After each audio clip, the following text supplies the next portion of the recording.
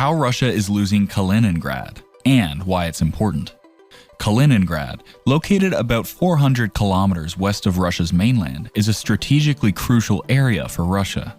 It is sandwiched between Lithuania and Poland and separated from Russia by NATO-allied countries. Despite its small size and little presence on the map, Kaliningrad has significant military capabilities. It's close enough to Europe to launch nuclear missiles quickly. I mean, very close. And hosts Russia's Baltic Fleet at its ice-free port on the Baltic Sea, which is operational all year. The region also plays a key role in Russia's strategies against NATO, impacting NATO's response to Russia's actions, including its invasions of Ukraine. However, Kaliningrad's strategic value to Russia is changing. What was once an asset is increasingly becoming a liability. There's a growing risk that Russia could lose this area due to overextension in Ukraine and internal separatist movements, which have gained momentum due to the war. Right now, a significant separatist movement is emerging in Kaliningrad. The Baltic Republican Party is advocating for independence from Russia and alignment with Europe, opposing Putin.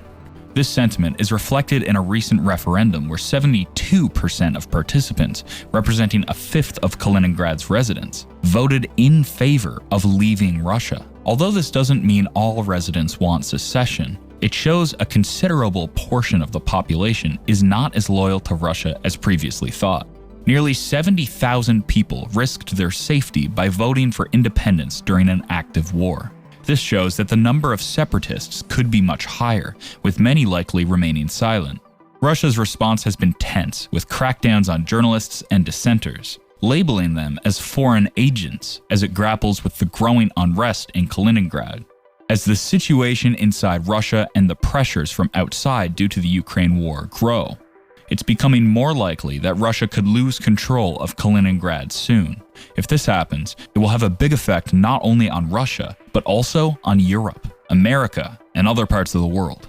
Kaliningrad is a key part of the story of the Ukraine war that many people don't know about. It's far from the main fighting areas, but could end up being very important. To explain this, we need to go back to the early days of the Ukraine invasion. Just 70 days after Russia invaded Ukraine, they really needed Kaliningrad. Their quick attack plan had failed, and their troops were being pushed back in several important areas. Russia was at risk of a big counterattack because they hadn't set up strong defenses yet. At this critical moment, Russia could have faced even bigger problems if European countries decided to act against them while they were weak. The invasion could have ended quickly and embarrassingly for Russia. While the United States and Europe were deciding what to do, Russia relied on Kaliningrad, which has been a major part of their strategy against NATO for a long time. Kaliningrad helped Russia keep NATO from getting involved by making it risky for them to do so. This strategy has been used by Russia to slowly take back parts of the former Soviet Union without NATO stepping in. In May 2022, Russia's army was almost beaten, and they did a big military drill in Kaliningrad. They pretended to fire nuclear missiles all over Europe. They used similar missile systems as they did in Ukraine. This showed that NATO countries were in range of these missiles from Kaliningrad. At the same time, Russian President Vladimir Putin warned that if anyone tried to interfere, Russia's response would be super quick and they would use their nuclear weapons if needed. This might have sounded really scary, but the real reason for these nuclear drills was probably different. The idea behind threatening with nuclear weapons isn't usually to scare the leaders or armies of another country. Instead, it's more about making the ordinary people in those countries worried. Politicians are often more scared of losing their jobs because their people are scared, rather than the actual use of a nuclear missile on a faraway city. So, these threats are a way to influence the media and public in other countries. They might write to their leaders asking them to not upset the country making the threats. The aim is to get leaders elected who might seem tough but would actually be more willing to make deals that are better for the threatening country. However, in situations where there's a real immediate crisis or big threat, this kind of threatening with nuclear weapons doesn't usually work that well. This is because the leaders already know about these threats and have planned for them. Plus, they've seen many such threats before, like from North Korea or in past conflicts with the Soviet Union. Despite all these threats, nothing major has happened because of them. Experienced leaders usually understand that nuclear threats from countries like Russia are almost never real. When they have to decide between a big loss, like letting Russia take over Ukraine, and the tiny chance that Russia might actually use nuclear weapons, they usually try to take the risk and try to stop the loss. This isn't new. For example, during the Korean and Vietnam Wars, the West got involved even though it risked a nuclear conflict with Russia. Even under leaders like Joseph Stalin, who was very harsh and killed many of his own people, Russia didn't use nuclear weapons against the US. So, leaders think that Russia probably won't use nuclear weapons now over Ukraine, just like they didn't in the past. Leaders know that Russia's nuclear threats during the Ukraine conflict aren't the first time the West has faced off with a nuclear-armed Russia. So, these threats don't really change what leaders are planning to do, like supporting Ukraine against Russia. But if nuclear threats aren't enough, what can a leader like Putin do to stop countries like NATO from getting involved? He needed to do more than just threaten with nuclear weapons. Putin used a different approach. He reminded the West about Kaliningrad, which is more important than just the nuclear threats. By focusing on Kaliningrad, Putin was trying to make the leaders think about something more serious and realistic than just nuclear drills. He wanted to remind them of the strategic importance of Kaliningrad in the Baltic Sea, something that is often forgotten or underestimated. This reminder was meant to be more effective in influencing decisions than just the threat of nuclear weapons. Kaliningrad is really important, but not just because of its nuclear missiles. It's because of a place called the Suwalki Gap. Military experts say this is the weakest spot for NATO, and maybe even the most dangerous place in the world. The Suwalki Gap is a small area on the border between Poland and Lithuania, right between Russian Kaliningrad and Belarus, Russia's close ally. It's only 70 kilometers wide. If Russia and NATO ever fought, NATO troops would need to go through the Suwalki Gap to help Estonia, Lithuania, and Latvia if they were attacked by Russia. This is part of NATO's promise to protect its members, but passing through the Suwalki Gap would be extremely dangerous. Russia could quickly make it very hard to cross, with lots of defenses, artillery, and missiles from both Russia and Belarus, plus air support. The number of soldiers that could be lost there is huge. Some war games suggest that over 60,000 NATO troops could be killed on just the first day of fighting for the Suwalki Gap.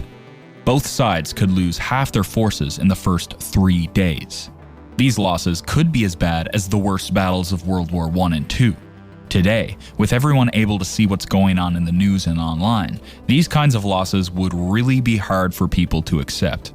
Another way to help the Baltic states would be by air or sea. But this has its own problems. Especially before Finland joined NATO, these routes would go close to Kaliningrad, which has missiles and anti-aircraft systems that could attack ships and planes. This is called an A2AD, or Anti-Access Area Denial bubble. It means that Kaliningrad can't defeat NATO by itself, but it can make a war between NATO and Russia very expensive and hard. This is more than what most Western leaders and people would be willing to deal with. Russia is known for not hesitating to use its people's lives in war, which gives it a big advantage in using the Kaliningrad region. This willingness to sacrifice lives, combined with the West's reluctance, makes Kaliningrad a barrier stopping NATO from getting involved. In war simulations, a common scenario is Russia quickly invading Estonia, Lithuania, and Latvia, which were part of the Soviet Union. Russia could then use the Suwalki Gap to keep NATO from stepping in, leading to a very bloody conflict. The exception is that NATO might not respond, like they didn't when Russia took Crimea. However, Ukraine wasn't a NATO member, but the Baltic states are, which is a key difference. What makes these scenarios more concerning is that Russia, under Putin, has shown a real willingness to invade former Soviet states like Georgia and Ukraine. This means that their threats can't be taken lightly. Additionally, Russia has had decades to fortify the area around the Suwalki Gap, unlike the long border with Ukraine. This makes reinforcing the Suwalki Gap much easier for Russia. Military experts who understand Russia see the threat clearly. By doing nuclear drills in Kaliningrad, while their troops in Ukraine were vulnerable, Russia was warning that if NATO pushed too hard on Ukraine, Russia could invade the Baltic states. This would create a new battlefield where Russia has an advantage, especially at the Suwalki Gap. NATO could probably win in the end, but it would be a very costly war, both in lives and resources. Western countries might get tired of the war faster than Russian leaders would tire of sending troops. So, when faced with this risk, NATO hesitated. They didn't send enough equipment to Ukraine quickly. This allowed Russia to retreat strategically and strengthen its positions in Ukraine, leading to the current situation. This shows how Russia's strategy and the threat of Kaliningrad affected NATO's actions. Kaliningrad once helped Russia influence international politics and take over places without serious consequences from NATO. But things have changed. It's been over a year and a half since then, and Kaliningrad, once a big advantage for Russia, is turning into a big problem. More than half of Kaliningrad's people might want to leave Russia if they could. A big change that makes Kaliningrad and the Suwalki Gap less threatening is Finland and maybe Sweden joining NATO. With these countries in NATO, the alliance now has more ways to help Estonia, Lithuania, and Latvia without going through the Suwalki Gap. NATO troops can go through the north, by sea or air, avoiding Kaliningrad's defenses. This makes Kaliningrad much less useful for Russia. The French Institute of International Relations even said that with Finland and Sweden in NATO, Kaliningrad can't be defended well enough by Russia. Russia's Baltic Fleet in Kaliningrad is also not as important anymore. Its main job was to defend Kaliningrad, but now Kaliningrad isn't that important strategically, so the fleet is more of a cost than a benefit. An attack by Russia on Estonia, Lithuania, or Latvia is now much riskier for Russia than before. Kaliningrad is now completely surrounded by NATO, making it a liability for Russia. It used to help Russia focus its military strength, but now it just adds to the large area Russia needs to defend with its struggling military. NATO could even cut off Kaliningrad from Russia. Seeing these changes, Russia might be moving important military supplies from Kaliningrad to Ukraine.